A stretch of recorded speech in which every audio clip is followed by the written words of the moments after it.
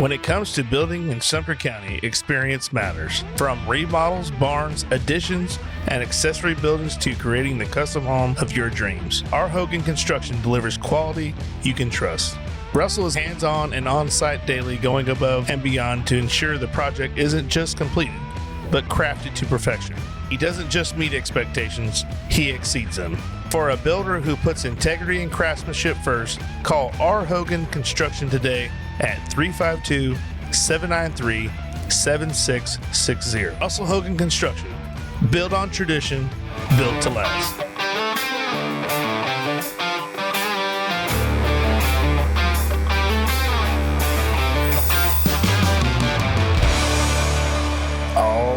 Welcome back to another edition of the Goblay Show. I'm your host, Billy Goble, and today we have a special guest.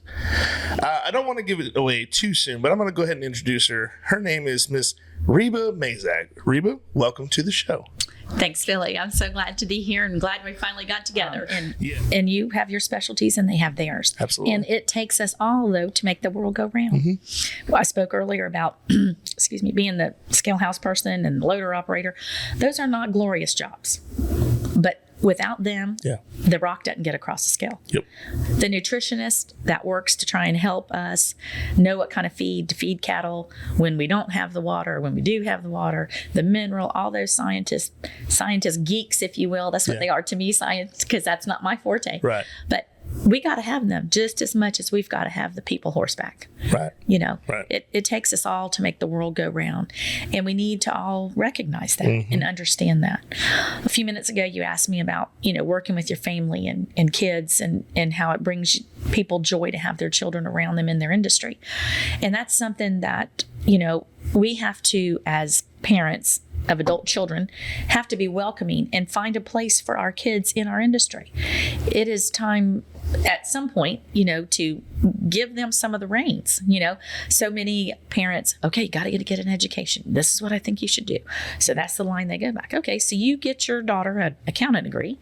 Do you expect her to work for someone else at another job? Well, yes. Well, you've got this great business. You probably pay an accountant, don't you? Yeah. Why not include your children? Why not make a place for them? And that's what we need to do as parenting adults, is making a place for our kids within our industry. If that's, if we want to be around them, find something for them to do and be welcoming. Absolutely. Well, the thing is, there's also kids who really, really want to work with their parents, but they're like, I don't know if I can. And then that it is what it is. Right, that's fine too. But that's fine. But at least give them a chance to try. And if it doesn't work out, because that's no different from going off into some place and they go, well, why did you leave? Well, it just didn't work out. I mean, you might as well start with your own family. Yeah. Let's talk about how you became, and I don't want to butcher the title because I'm here to highlight it. Cattleman's Woman of the Year. It's the 2025 Woman of the Year in Agriculture. Okay, so I knew I was going to butcher it. That's why I threw my hands up, because it's like ba. Yes. Yeah. So tell me how that. Congratulations, by the way. Thank you. And tell me how that all came about. Right. So I was nominated by the Sumter County Farm Bureau, which I'm a member of the board of directors, and have been for about the last 5 years. I spoke earlier and said, that we've always been part of the local Farm Bureau and Cattlemen's Association, local, state, and national level. And so I was approached to turn my application in for this Agriculture Woman of the Year, which is an award given by FDACS, if you will, or IFAS, I'm sorry. And so Wilton Simpson, the Commissioner of Agriculture, it goes up the channels to him. And so when I was first approached about it, I was like, I just don't know, because the women that have won this award in the past are women who have mentored me, who have been in this industry, not just the cattle industry. It is agriculture in its entirety here in Florida. And I just didn't think that I was in that class of women. I just did not. I still feel, again, now time gets away from you. I still feel like I'm down there very young. And these ladies, I'm like, I'm just not there yet. What I really said was, I'm not old enough for this award. And it turns out that I am. So it goes a lot on your mentorship, your giving back to the community. Right. It is not always about your success. I have been successful in the industry serving on the national level, as I said. But it is your community service. It is your mentorship. And I have been blessed to do that in our industry through the Cowbells and the Cattle Women, going into the schools locally here in Sumter County, carrying a saddle and a cow whip and a video with, about us working cattle and talk to the kids. And I've done that since I don't even know when. Since I was 12, I feel like. Yeah. And that's when I first became a member of the Cowbells and the Cattle Women. So it is a great honor to have my name put up in there with these ladies that I have looked up to and have served the agriculture industry all of their life, so many of them. Once again, I believe that my mom and I are probably the first mother and daughter team to win this award. We were also the first mother and daughter team to be the president of the Florida Cowbells. That's awesome. It is. So the agriculture roots run deep. Yeah. Again, I've moved 70 miles away from my home base. So all of this has been restarted, and nobody knew who I was here. Right. I had to make all of those connections and work my way through all of that on my own. But the grassroots were put into me, and I've just been able to embrace that and go with it. So then your next question is, okay, well, you have two girls. Are they going to follow in your footsteps in that? I don't know. Yeah. Their children are little, and when my kids were little like that, I had to take a back seat. Yeah. But once their kids get older, and they might have that, I feel quite certain they have the genes to give back to the community. They already are, right. But as far as taking a role in a leadership organization, that'll absolutely be up to them. But it would come after their children get a little older, I'm sure. Yeah, I feel like women previously had to put, and some still do. I'm not saying as much as it used to be, but the woman of the house would have to put her dreams aside because she had to raise the kids. Now, if you had those 17 kids, they could raise each other, but but no, what I'm saying is the mother would always have to say, listen, we all know how mamas are. And mamas will sacrifice everything that they have in order to do for their children. And it's a natural instinct that we have DNA wise, where the mom is going to be the nurturer. She's going to be, you got the male who's the protector, but I've never seen a dad protect their kids as much as a mama does. Yeah. You know what I'm saying? And I'm talking about not baby them. I'm just talking about I've seen it on the people coming across the field hey, and you're like, I don't see dad doing that. Right. But look, I get it. They're important to them. And absolutely. that's all they had. We always joke around that's my baby. Yeah. But it is true. And it's so much time and effort put into these kids, and like you say, when you're talking about your kids, if they're going to take the same route, that's great. But if they don't, you're still going to be just as proud of them as if they still stayed there and did that thing, or whatever you're doing. Right. Women have, the mom role has been just incredible. Yeah. All of the years you look back in history and you see the position that they had. And with this award, I have been asked, a lot about the glass ceiling for women. And I don't feel like that I have crashed the glass ceiling, or I don't even think on that wing of things, right. Because I have seen and have been part of working side by side with my husband, and helping us get further along. Side by side, but behind in his leadership. He led us, but I was right there for every step. and that's where he wanted me. Right. I was right there involved and knew what was going on, took care of the kids, as you said. He had his role and I had mine with the girls. But it was a connection that we had. And if you look back in our history, the women worked side by side with the men. If you sat there and watched those old Westerns, which I find myself doing more and more, those women are driving those wagons. Yeah. Those women are at home cultivating the land while the husbands are out hunting or putting the cattle in the pen and things like that. Yep.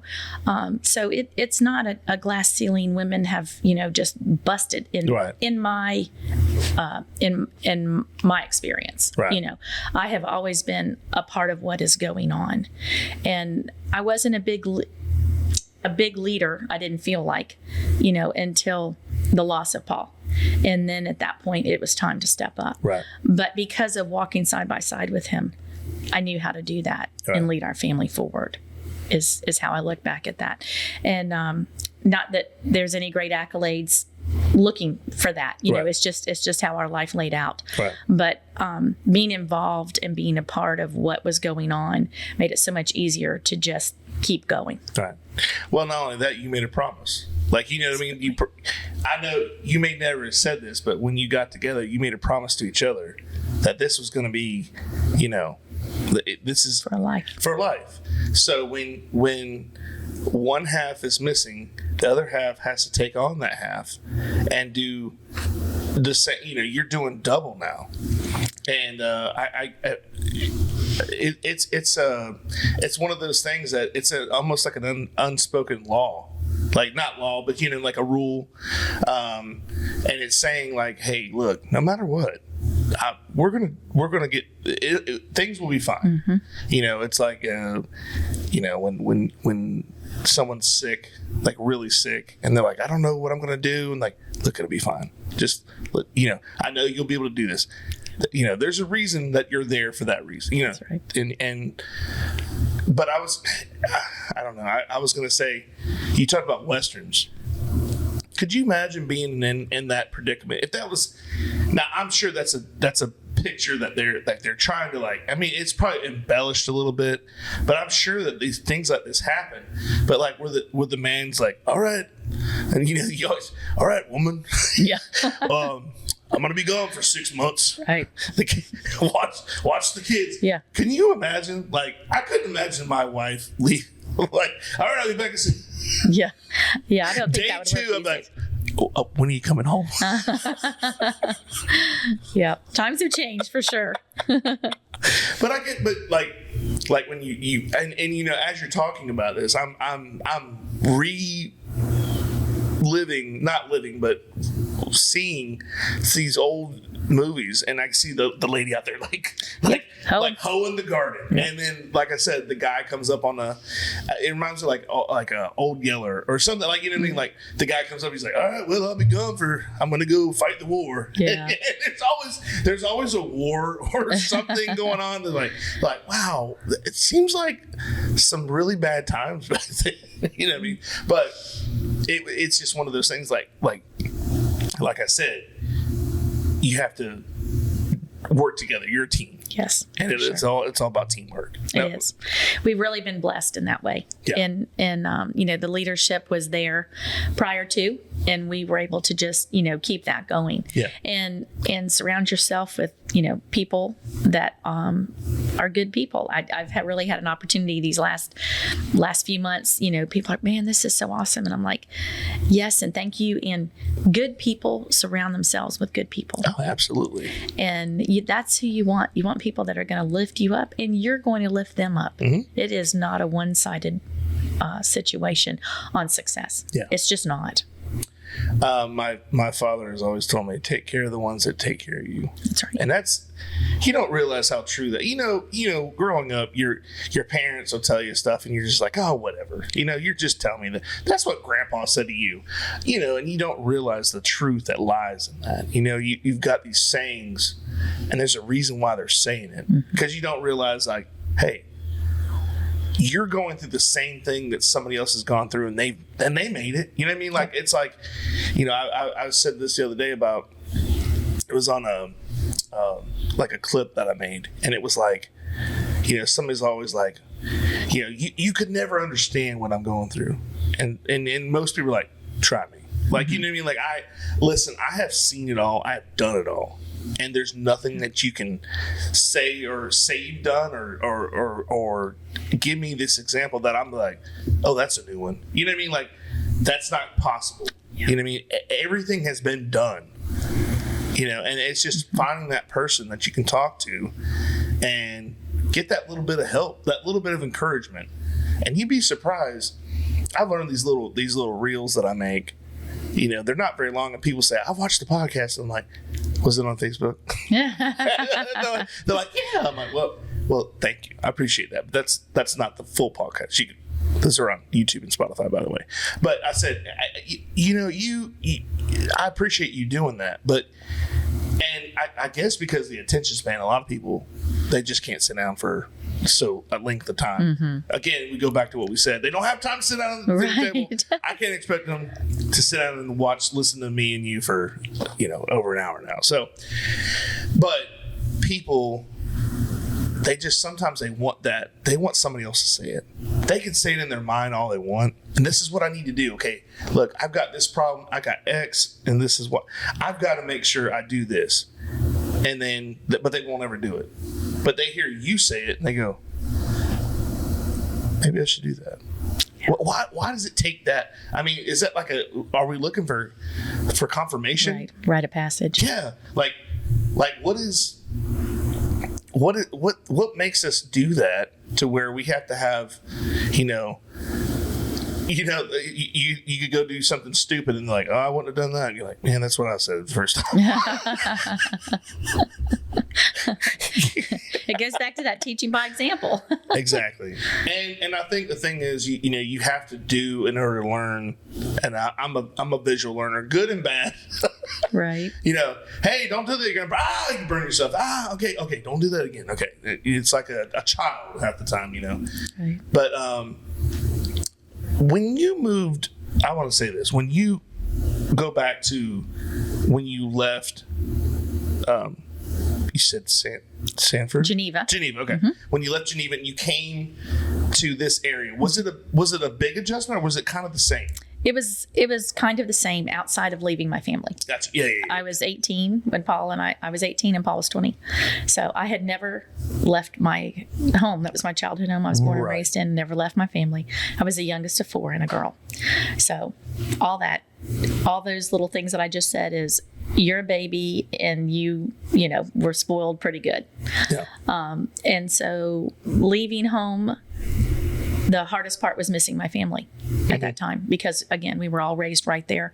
And my siblings had got married, but they still lived all right there. Yeah. So we were just a big family. But the rural part of the life, the working with those were things that I already knew about and knew how to do, and was so excited for Paul and I to be the ones in charge and not have to ask or be told, what to do. So that change, that was not a big change. It was a great change again, because it was mine and Paul's. We were starting to build our life at that time. So that was very exciting. But being away from home was really hard. And I think that those, the first few years of being away like that is hard. But, we pushed through it, and obviously made a success of being away and making our own way in that aspect. So it was a blessing. You couldn't see it at the time, but breaking out and doing your own thing for us was a tremendous blessing. It was hard. I mean, we were young. We were 18 and 20. We had no job history necessarily, to get credit to be able to finance anything. So it took a lot of fast talking to the right people, and people believing in the dream that we had.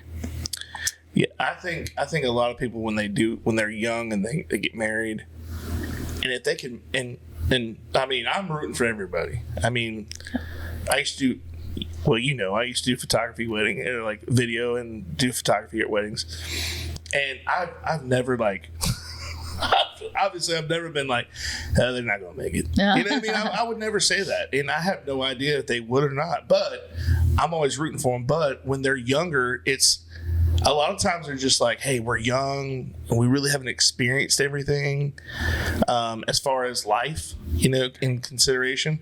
So it's a big step when you're 18 years old. Oh my gosh, if I went back to when I was 18. I tell Nicole this all the time. I'm like, you wouldn't have liked 20-year-old Billy or 18-year-old Billy. He was selfish. He didn't care about anybody but himself. And, that comes with time. You learn. And, but what I was saying is, as a young couple, if you can make it past that, that's what makes you stronger. That's what makes you what you want to be. Absolutely. Yeah. So when we started dating, I was 16 and Paul was 18. So we grew up together. Right. We raised one another, ideally, if you will. And neither one of us went off to college.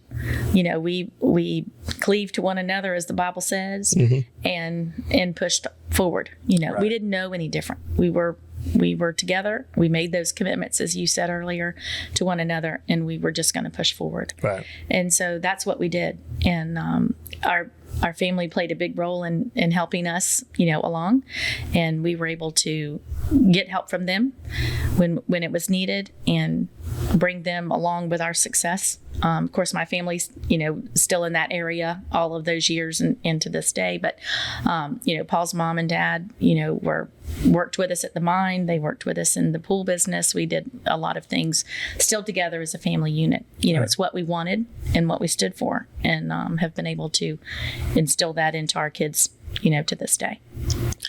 I was going to tell you earlier when we were talking about the trucks, because you were running the scale house. I have when I would drive to Disney, I know those trucks very well because I would be I tried to be punctual, but if I thought I was running late, there'd always be one that would just come on out. Yep. And I'm like, no, I can't pass you. This is back when you had to go over the. I'm like, oh, come on now. And but it was funny because I'm driving like, don't you do it, don't do it. And they're like, I'm gonna do it and pull out. But I was. It's a. Like you said earlier, we'll go back to the name. The Mazak name is, and I don't want to take anything away from your maiden name, but the Mazak name, you made that what it is. Thank you. And it's very, I'm telling you, I could say your last name and they're like, oh, like I haven't heard anything bad. That's nice. And it just like that should be something that you should be, and I know you're proud of it, but I'm saying you should be proud of it because I try to do the same thing with my last name. Yeah. Except for Mr. Roberts' class. But having said that, when you go out to the community, and so say for instance, the Mazak name with the mine was not good. Okay, these are some shady people. Okay, this is not how it is, by the way. But just say it is. Then, when your future endeavors, when you get into the cattle business, how does that reflect? You know what I'm saying? Yeah. That's setting up your next chapter for failure because, people don't realize. Just by doing little things, each time, little thing, and then all of a sudden it's like that thread of rope, and it's like, ting, ting, Yep. ting, That's gone. It's gone. It is. Yes, your name is who you are. Mm-hmm. It is absolutely your reputation. And thank you for saying that. That good things are around that name. We've worked very hard to do that. Absolutely. And to portray who we truly are. Mm-hmm. And not every day is good, without a doubt. Well, but every day you got to put one foot in front of the other and keep on going. So it's important to know that you represent your family in everything that you do, and it will follow you, and hopefully it follows you in a good way. Right. I also want to tell you, every time I drive by your house, this is going to sound so stupid, but I hope it makes you laugh. Every time, and I hope every time you see it now, I was in my mind. I'm playing the Dallas theme because your place looks like the South Fork Ranch of Sumter County. Right, with the rock instead of the pillars. Yeah, exactly. Yeah. Well, thank you. Yeah. So every time I'm like, oh, there, hey. The cows are out there. It's just a very nostalgic. You talking about the fog? It's really cool. I was at work and I couldn't pull over, but I wanted to pull over and take a picture of your pasture there. The cows were out there one time and they had the fog and you could just barely see them, but the Brahmas, they're like hidden. So it was kind of cool, but I was like, man, that would be so cool. But I was like, I can't pull over right now. I gotta keep going. Catfish Johnny's Restaurant, serving the Lake Pennsauken and surrounding areas since 1990. For the last 33 years, we have strived to serve great food at great prices and a friendly, casual atmosphere.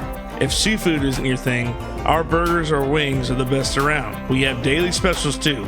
Check us out on Facebook or Instagram for more information. Duto Realty is a homegrown business with an eye for getting the job done right. From football games to Sunday school and everything in between, these ladies care about our community and the people in it. Helping buyers and sellers in all of Florida with all types of transactions, including residential, commercial, farm, or vacant land. They do it all.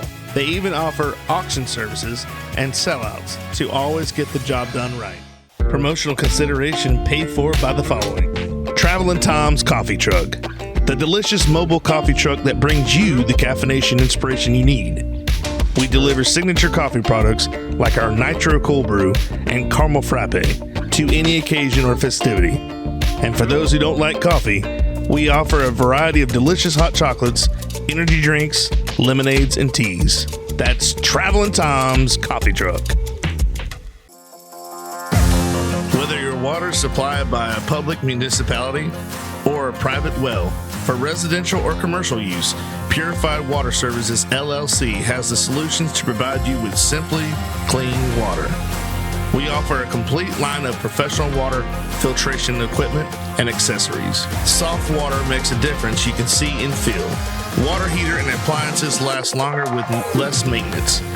Iron and H2S filters eliminate iron stains and offensive rotten egg odors and protects your water softener equipment from iron fouling. No matter what your problem is, Purified Water Services LLC has a solution. Contact Kenny Williams at 352-446-2709. Promotional consideration paid for by the following. Webster Ace Hardware and Farm Supply are generous sponsors for today's podcast. They have been a family-owned business for 27 years. This helpful hardware store sells items such as archery, Ariat clothing and boots, Wrangler jeans, case knives, Hammond's candies, and live fishing wear. They also have a full selection of hardware, RV supply, propane, Ben Moore, Royal & Clark, and Kingston paints. You need a barn or fencing job done? Custom barn kits and roofing metal are provided at your local Ace Hardware store. What about a new grill for the yard?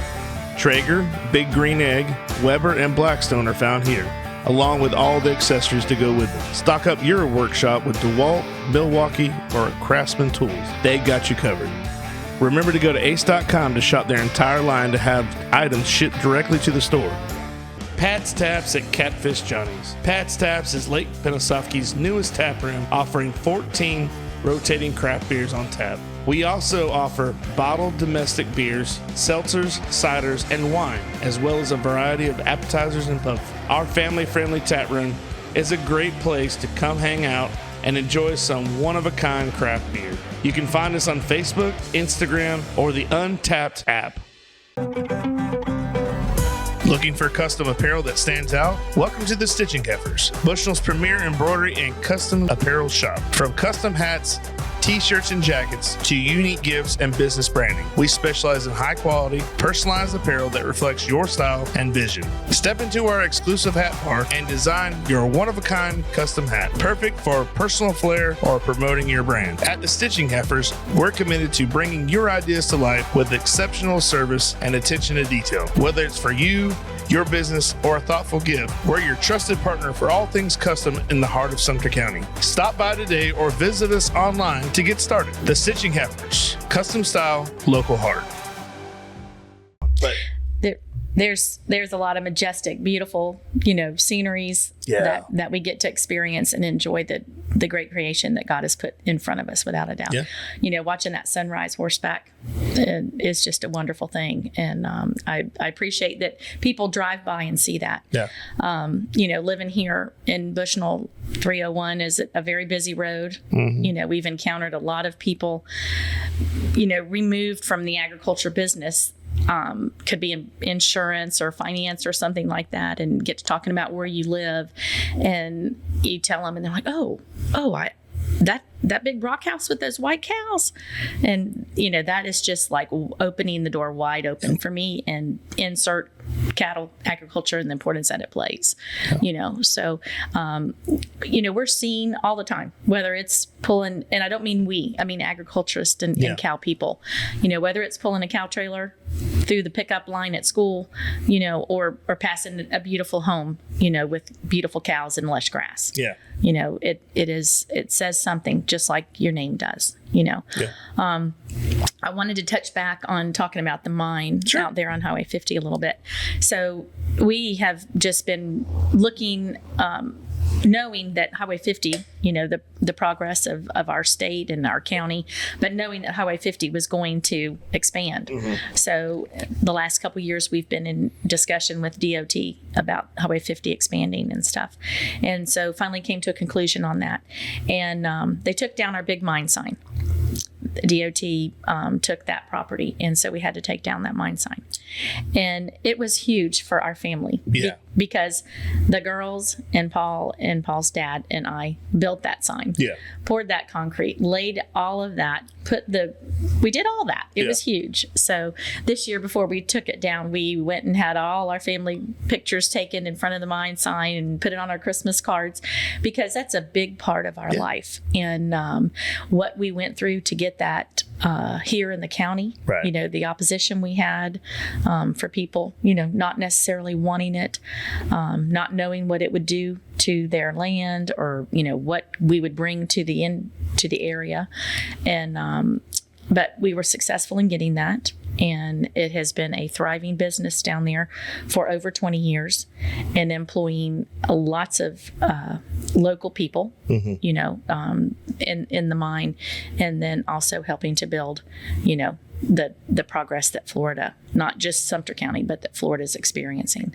So, so there's not a landmark down there. They've taken down the overpass that you talked about a little bit earlier, because there's no more railroad track. And then now they've taken down the big mine sign. So I don't know of any big landmark down there except the big M that's out there by the mailbox for that Maybell area. Well, I hardly ever get to drive down 50 anymore, because I don't ever go to Orlando. And if I do, when I do, I go, because I live here now. I'll take, got to take the roundabouts. Yeah. Sometimes I go to Center Hill and go down Snowbird. Yeah. But I used to, when I was at Disney, that was 50 was that when I first started. That's all you could do. Only way. That's right. And then as you moved on and learned, you realize, and that was before the 429, the turnpike didn't connect, and I'm like, what are they doing here? And all of a sudden, because I would take 50 to 535, they would take you right to the backside of Magic Kingdom. And I remember the first time the 429 came in, I was like, whoa, what are they doing with all this dirt? Like they were taking out, they're putting retention ponds in. I'm like, dude, what's going on? It was crazy. But going that way and just seeing how that side of not just the county, but that side of Florida, I want to say, it's crazy how much it's grown. Now still Sloan's Ridge and Groveland. Even Groveland has gotten like a little facelift. There's things there that weren't there 20 years ago, and my God, Claremont, goodness gracious, it's that is a metropolis now. I mean, I remember going to Disney when I was a kid, and we would turn off a 50 and go down 27. It's only 12 miles. You would have thought it was 22,000 miles. It was like, and it was just all orange groves. You're like, oh my gosh! You're like, mom. It was that classic. Are we there yet? Are we there yet? No, be quiet. We'll tell you when we're here. You'll see the sign. Yeah. So, but it's amazing how much our the infrastructure in the area has increased, and it's only growing. Yeah, it's getting it's expanding as we speak. Yes. So what are some of your thoughts about that? Like, what do you like as far as like, are you glad that, I mean, because it looks like you're like kind of with the Mazak mine, it's like right in the way. I mean, is it, Right. do you think you're like going to be affected by that? Are they, I mean, obviously they're not going to put a road right through the rock mine, but Right. put it on stilts, I guess. Sure. I think that we are just, I think we're going to be okay for a while. Yeah. It's going to come all around us, but we Yeah. are providing a product that is necessary and very useful for all of that. So I can tell you again, in the conversations we had with Paul and I, young and planning our family, we thought, and it's still true to this time, that we will have when we get done mining, the girls will have the closest, largest piece of lakefront property to Orlando. Oh, wow. And that is how we saw that 25 and 30 years ago, 35 years ago, and now, Orlando, Winter Garden has just creeped into Claremont. You don't even know where that county line is because there's no more orange groves to help you differentiate the cities. And that is just going to, continue to come. So here we thought that it would be ideal for the Orlando people to come and have all these beautiful lakes and, obviously develop that. But it will just be a part of all of that. Gotcha. It will just be continuous, is how I see our future on that corridor working. Yeah. And do I like seeing all of this green space go away and the cattle go away and the farms and things like that? Absolutely not. Yeah. But it is important. We have to progress, and Florida is an ideal place for that. We can talk on February 2nd when it's 79 degrees and figure out why people come to Florida. There's a lot of truth to that, and look, it is what it is. I mean, you can't blame them, because if you had that same opportunity, you'd want to do. That's how my parents and my grandparents got here. My mom's parents, they were on vacation. They lived in Ohio. They came down on vacation. This is no lie. I can't believe this. I would die if this happened. We're on vacation, right? And they go, well, you're going to stay with grandma. We're going home to get our stuff, and we're moving it. They didn't get to say goodbye to their friends. Really? They didn't get to bring all my stuff. Don't sell it. I don't know how they got everybody's stuff down here, but they moved down here and they moved to Leesburg. And I'm like, but that was that was a reason. My dad's parents, they got here because someone, and I don't know, my dad's probably told me the story 1,000 times, but I don't remember who it is, but they sent a postcard. They were living in the Midwest, and it was a picture of a bass that he caught in his front yard. And my granddad's like, Betty, we're going to Florida. Oh my goodness. That's all. That's what it took.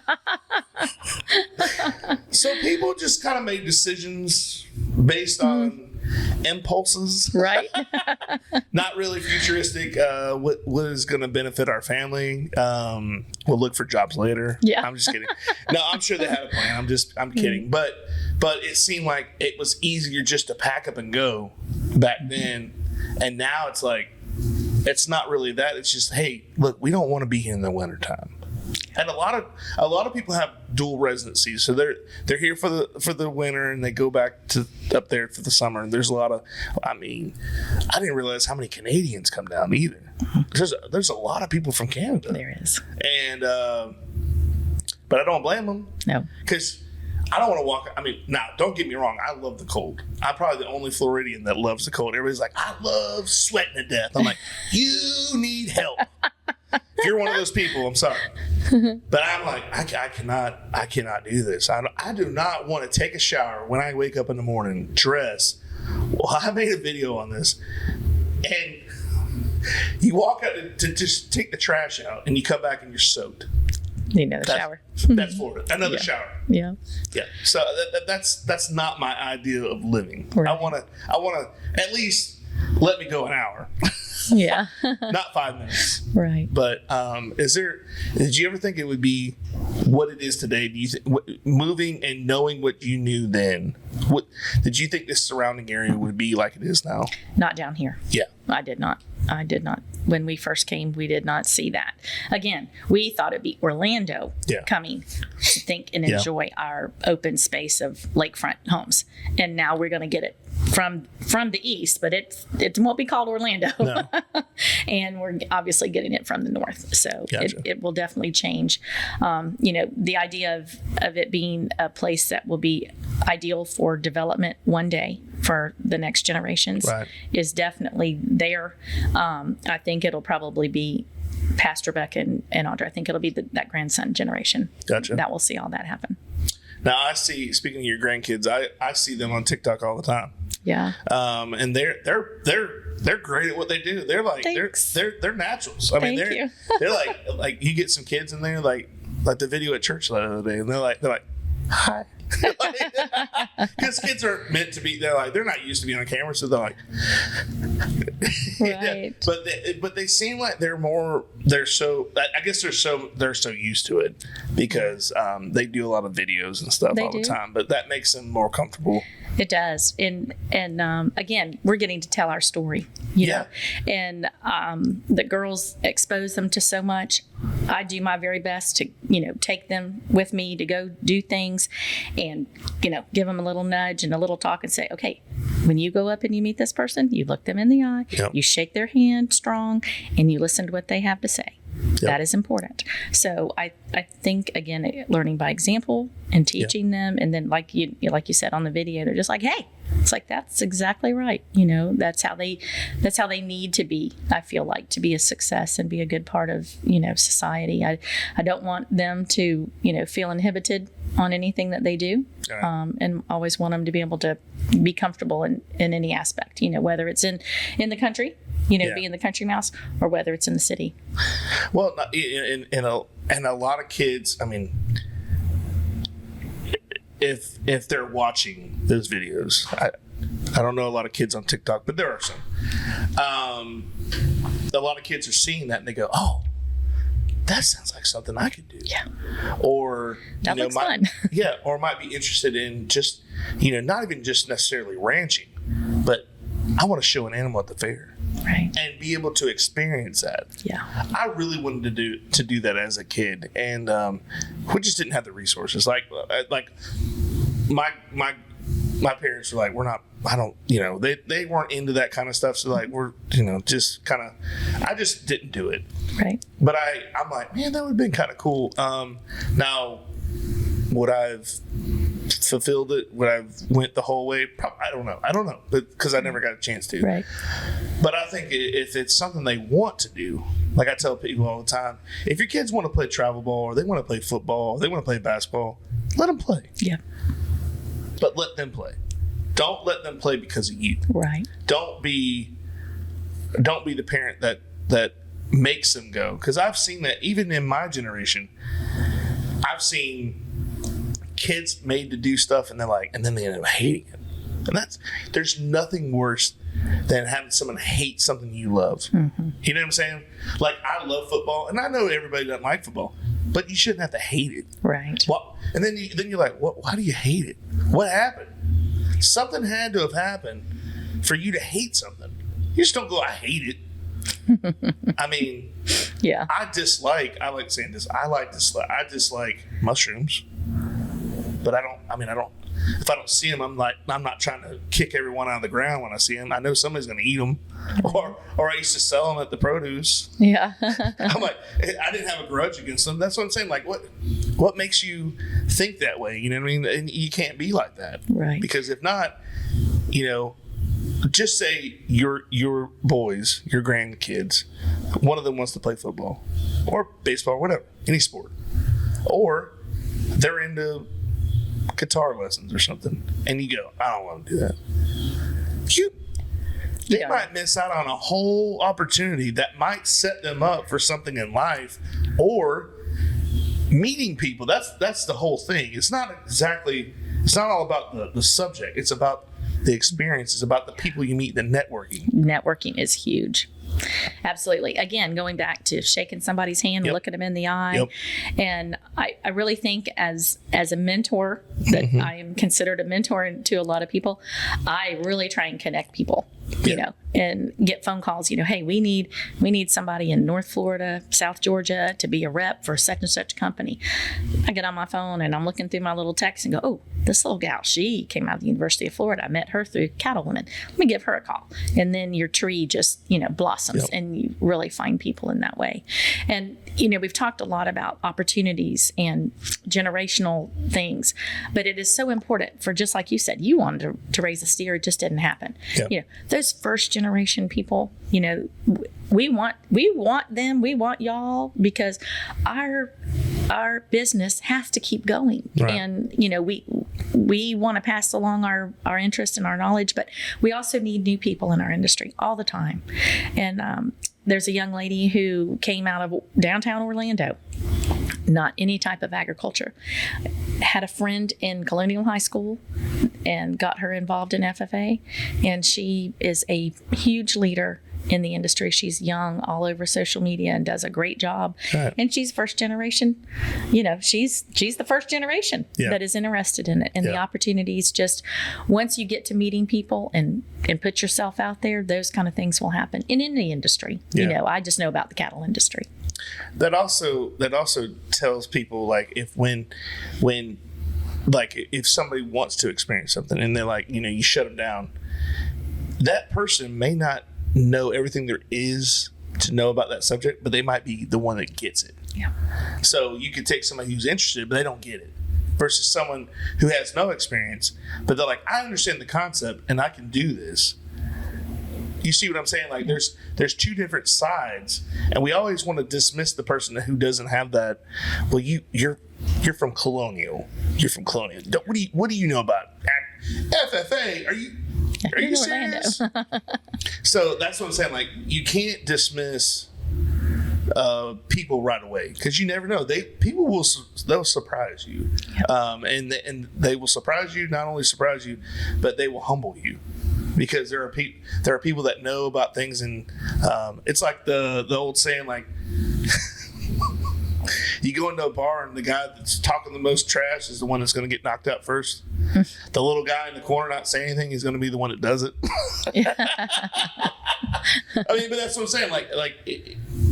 Why is that? Well, that you wouldn't expect that guy to do it, but the guy that's big and bad, and he's over here just saying stuff, and he's trying to start stuff. Well, he's going to get first, because he's asking for it. Right. The guy over in the corner is minding his own business, is the guy who's going to help that guy out. Yeah.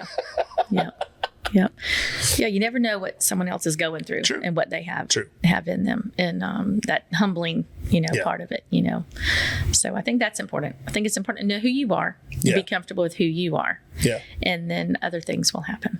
I think it's important to know, like you said, know who you are. I think that's the first thing that people need to accomplish. Figure out who you are first, because I've always told people, like when you don't even know yourself, how are you supposed to, just say, for instance, if at a young age you got married. People that get married at a young age and they don't have themselves figured out, how are they going to figure themselves out? And they got to figure out somebody else. That's just asking for double work. Have yourself figured out. You don't have to have it all figured out, but just have some kind of understanding about your own self, because you're the one that's it's you. Yes. You gotta figure it out. Right. And a lot of people, either they don't even think about that kind of stuff, or they don't understand it. No, they don't. No, I think, like, at this point in my life, people were to just look at me and go, oh, that's Reba Mazak. That's the Mazak Mine. That's the Mazak Ranch. She lost her husband years ago, and they just have, successful business. The girls are successful. Great. Well, when you sit down and talk to me, and we get an opportunity to say, this is who I am. Mm-hmm. Yes, I am a widow. We did lose Paul in a plane crash. I went before the Supreme Court in Texas 3 times because of that. Rebecca had a bad accident after that. Nearly took her leg. had to withdraw from college. I mean, we had all of these huge setbacks as well. That I'm not asking for anything from that, except for that's part of our story. Mm-hmm. That's part of how we got to where we are today.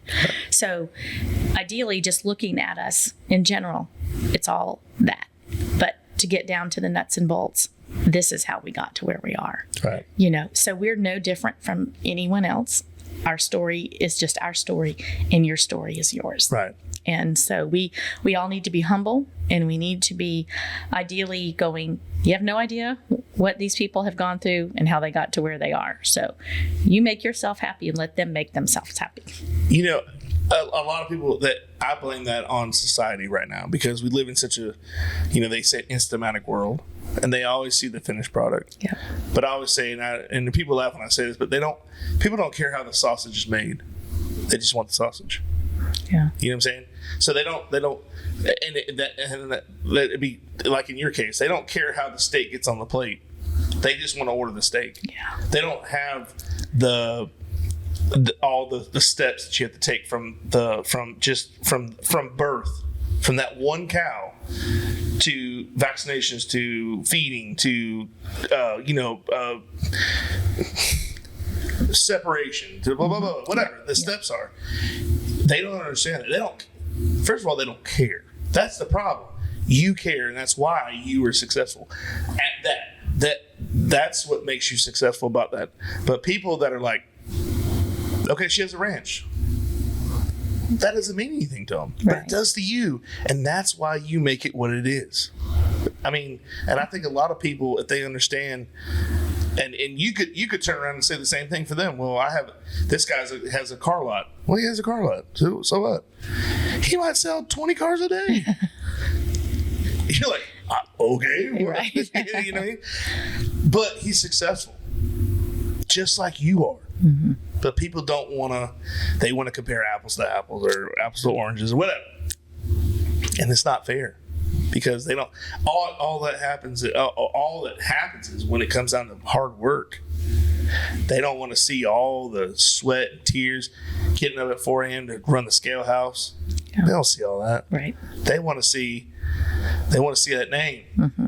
and they go, oh, and there's going to be people.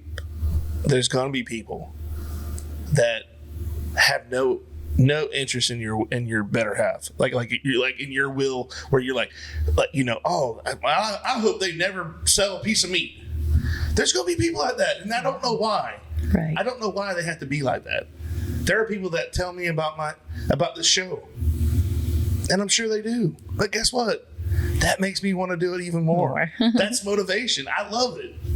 And I truly do. And things are, I don't think it's like anything else in your life. If it's handed to you, you don't appreciate it as much. But if you have that struggle, that drive, that makes you desire to build. How many kids, if you gave them a God-given talent to play baseball or any kind of sport or anything, would they put as much work in if they had it naturally? Right. You got to work for it. You got to make it where it's your own, and you tweak this, and you might come over here and go, oh, this looks like it's all set up, and I'm like, no, this ain't right. This ain't right, because I know it's my baby. That business and your family, that's yours. So you make it how you want it to be. Yep. Yeah. It's important, again, to find what gives you joy. Yeah. And what absolutely. you can be passionate about. Absolutely. And make that a success. Well, listen, I appreciate you having the time to come over. I know we talked, and you're like I'm it's like hit or miss, and I'm like, I've got to get Miss Reba. I will always call you Miss Reba, by the way. I have to get Miss Reba on, and I want to give a shout out to Mr. John Johnson, because he's the one who, and I hope you don't think less of me, because I didn't even think about it, just thinking, but John's like, hey, have you ever thought about getting Miss Reba on? And I'm like, you know what, you're right. That's a big deal. Your accomplishments, and congratulations again to your award. That's nothing to be short about. I'm really, really proud. Thank you. And as long as I've known you, doing the wedding venue. By the way, you have a wedding venue. Yes. What's it called, by the way? It is the Barn at Mazak Ranch. The Barn at Mazak Ranch. Okay. So, and I have seen several weddings there that I've done, and it's a beautiful venue. If you ever need a place, hit them up. But I really, really, really appreciate you taking the time out for me today. And so we're going to go ahead and sign off. And but before I go, is there something do you have you want to plug your the meat market? The meat market? Sure. I didn't want to call it meat market. It's okay. Okay, go ahead. That's what it is. So as we've talked through this conversation, if you didn't know me, you do now, and you know that I have 2 girls. So Rebecca is our oldest daughter, and she and her husband Grant are opening a meat market, brick and mortar, in the next month, and it is called HM Meats and More. And they sell beef, they sell raised, homegrown raised beef, and are going to have a great selection of beef and some other products that go along with that. It is in the Central Florida area, and they do a bunch of shipping as well. So you can go on their website. Again, it's HM Meats and More. And then Audra is my daughter as well, and she is an attorney. And she works up in the Oxford area, and her practice is Pittman Law. And she is specializing in wills, trust, and estates, which is huge in that area, if you will, up in the retirement area of the villages, and also plays a great role in the planning of our family future and the way to pass that down generationally. So both girls have very different jobs at this time, but are super involved in the family business. I was going to say greatly, greatly appreciated on both sides, because we both need both to survive in these days. Yeah, great girls. I know both of them very well, and we appreciate them too. I appreciate you taking your time again, and hopefully we have gave you the credit that you deserve. And Thank you. If anybody out there needs services like with the meats and stuff, and just make sure you hit them up. And but for now, we're going to sign off. And thanks again for watching. Don't forget, you can follow on Spotify and watch full episodes on Spotify and YouTube, which you are watching on now. So until next time, we'll see you guys later.